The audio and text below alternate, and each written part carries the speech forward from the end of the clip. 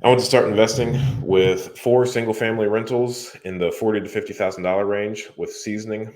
Can I go to 8 homes in 6 months realistically? Well, so every bank is going to be different from a seasoning perspective, right? Yeah, we've talked about this a couple of times.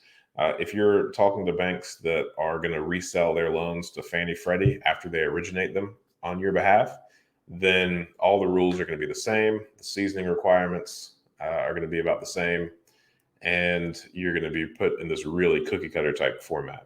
If you find a local credit union that you've been a part of for a long time, they have a history with you, they know your finances, they are supporting you, they're going to keep these loans in their portfolio, then I would say you're probably in a good position to hit this pretty quickly. Now, if you're looking to get to 8 homes in 6 months, then I would make sure that on the front end you walk into 10, 15 different banks that are local or regional size that would give you an audience with like their VP of commercial lending or something like that, and formulate a plan, figure out what it would take for them to be on board, and start working that plan. If you've got the funds to buy four of these up front in cash, then the chances of you 6 months down the road pulling all of your capital back out with a bank that's already sold on your vision and already experienced in working with other investors in this way, then I would say the probability of this is very high. I would say if I were you, if I set the goal of 8 properties in 6 months, which we could argue how arbitrary that goal and how important that goal is, right? I would say building the fundamentals and the skill sets needed to do this is probably more important than the scoreboard on your property count at the end of 6 months. I would say handling 2 or 3 rental properties really well inside of 6 months would be just as big of a win as getting to 8 properties inside of 6 months.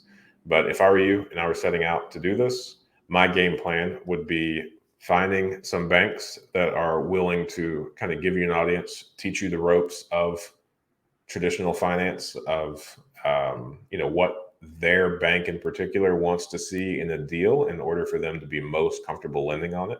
And I'll get 2 or 3 banks that give you their criteria, that tell you exactly what they love lending on, and then I would go out to the marketplace and I would look for these properties that fit their criteria, especially on this timeline that you're working with. I would confirm their seasoning requirements. I would make sure that they're down to have 0 to 6 month seasoning, and then this entire time, any of the cash that you have on hand, I would be looking to deploy that. I would say keep some reserves, and at this point, I would base the reserves on the individual properties. So I wouldn't necessarily want to throw out a blanket of $10,000 per property. I would say something to the extent of, for each of these properties that you analyze, make sure that you're looking at the two biggest capital expenditure items that they may face in the next couple of years. So if the roof is towards the end of its usable life, I would go ahead and figure out how much that roof is going to cost to replace. If it's $8,000, I would make sure that you have $8,000 plus the next capital expenditure item. So if it's the HVAC system, and that's going to be $4,000, then I would make sure that you had $12,000 specifically for that property. That might be a little bit of an overkill once you start getting towards that 8 property mark. But since you're working on such a tight time frame, I would increase the kind of capital requirements in order to get started and how much money you're keeping in reserves. And then the entire time that you're doing this, I would make sure that you are talking about this to every single person that you come across. I would start posting it on all of your social media. I would start kind of documenting your journey, and I would really start showcasing, what you're doing, why you're doing it, and be very vocal about it. If you are analyzing your properties and you see that the properties that you're buying, the amount of money that you need to put into them, the kind of holding costs that you have, how much it's going to cost to repair, do a full analysis on this, and figure out the highest amount of interest that you can pay and still adhere to your plan. And I would then start, as you are documenting your journey, showcasing it to your friends, talking about it to every single person that you come across, I would start throwing in something to the effect of, hey, my goal is to get to 8 properties in 6 months and then get to 40 properties inside of 18 months. And I'm going to scale the business and it's going to look like this. And this entire time, while it's going to be profitable for me, I'm able to, borrow money from friends and family at, X%, whatever that number comes up to be in the deals that you are analyzing.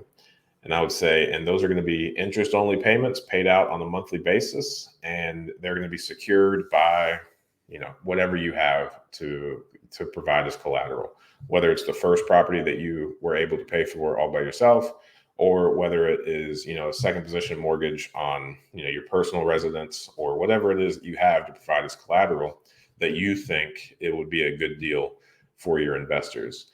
And I would say, if you have any aspirations to scale a real estate investing business, the most powerful thing that you could possibly do is build a network of private lenders. These private lenders, people that believe in you, specifically you, that are willing to take a chance on you, that trust you to always do the right thing to make them whole. I would come up with a scenario that may even be more advantageous to your investors than you at first, right? So if it is painful for you, if it makes you break even on your business, I wouldn't necessarily entertain going into the negatives in order to make this work, unless you are sitting on a significant amount of reserves and can weather it. And building up the trust of a couple of key people at first are more important than the income that you're bringing in. But I would definitely put like a hard end line if you're going to operate like that, because the more private money that you're able to raise, the more individuals that you have willing to lend you money to help you build your future and your goal and meet your real estate investing goals, the better off you're going to be. They're going to be more agile. They're going to be more understanding. They're going to be more quick to lend to you than any traditional banking that you have. So since I just finished answering the question about that federal lien, I would say make sure that you always kind of are able to polish yourself up, present yourself as a really solid choice from all the traditional banking metrics, the credit scores, the personal financial statements. Make sure you keep those really strong for when you need to transition or refinance into a traditional lender. But I would also say constantly be building that network that you have of private lenders. Thanks for watching that clip. I thought that was a good question. And I think you can ask good questions too. Join us every Friday morning at 8 a.m. Eastern Standard Time for a live stream Q&A where we answer plenty of questions just like this one. In the meantime, consider subscribing to the channel if you want more of this content. And if you want to increase your deal flow, analyze properties better, and help me feed my family, click the link below for a free 7-day trial of PropStream.